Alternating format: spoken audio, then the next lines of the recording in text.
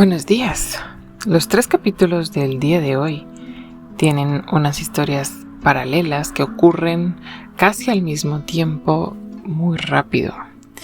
El capítulo 28 habla de cuando Saúl visita una adivina y consulta a Samuel, que ya estaba muerto.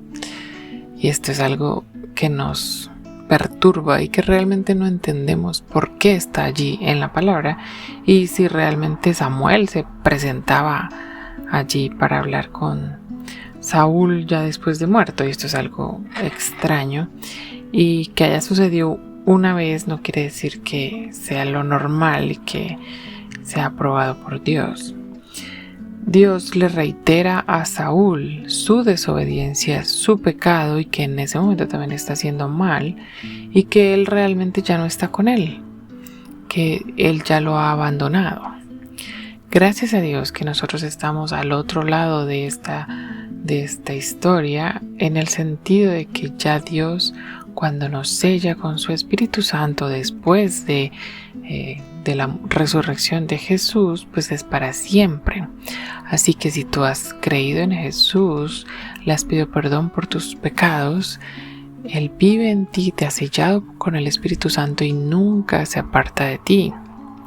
Eso no nos da derecho a pecar deliberadamente.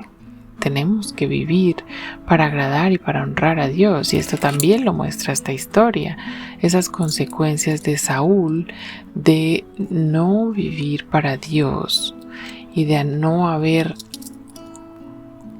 esperado en aquella ocasión para ofrecer los sacrificios, y eso no le correspondía a él. Él estaba siempre con con ese estrés y esos nervios de punta que se le ven en todos lados, que él se desesperaba y él se enojaba muchísimo. Y las consecuencias las tuvo que pagar y fueron dolorosas para él, y eso también se ve en esta historia. Y aunque es sorprendente, Dios sí le dice a Saúl: mira, tu pecado te ha llevado a estas consecuencias. Y a veces creemos que porque Dios nos perdona no tenemos consecuencias. Y esto no es así. Es cierto, Dios nos perdona por pura misericordia, o sea, nos da algo que no merecemos para nada.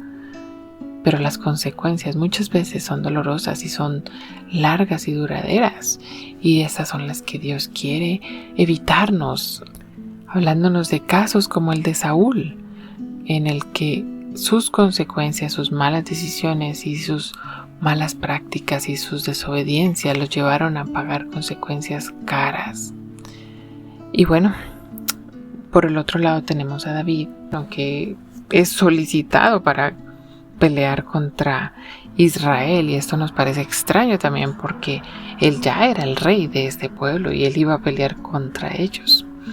Sin embargo, pues él mucho tiempo había estado viviendo allí entre los filisteos porque pues él estaba esperando que Saúl muriera de una muerte que Dios le iba a mandar directamente para que él pudiera ser coronado el rey de Israel. Y aunque esto es sorprendente, Dios al final utiliza a los jefes de los filisteos para que David no tenga que pelear contra su propio pueblo y se retire de allí.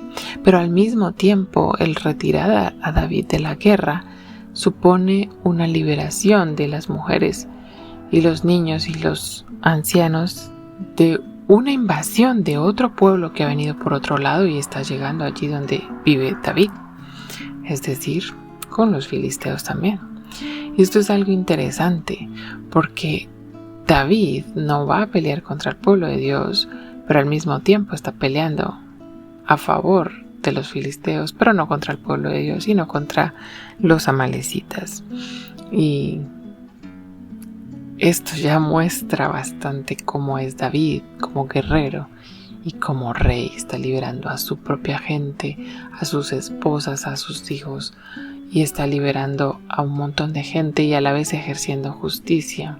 Y hay 2 pasajes en este capítulo 30 que hablan de cómo David hacía las cosas. Él consultaba a Dios, y el versículo 6 dice: David se fortaleció en Jehová su Dios. Y otra cosa que él hacía era consultarle a Dios. Y David consultó a Dios, dice el 8, y dijo: ¿perseguiré a estos merodeadores o a estos ladrones? ¿Los podré alcanzar? Y Dios le dijo: síguelos, porque ciertamente los alcanzarás. Y es bonito ver cómo David consulta a Dios a través de un sacerdote y de el efod, o sea, la forma que Dios había dejado para acercarse al pueblo, y David con confianza se acerca a Dios para pedir su consejo, se fortalece en Dios, pide consejo a Dios y obedece lo que Dios le dice, y Dios lo respalda.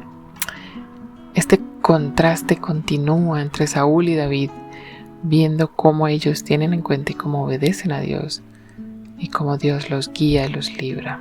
Bueno, David, ¿cuál es tu postura en medio de estas dos diferencias? ¿En cuál estás tú?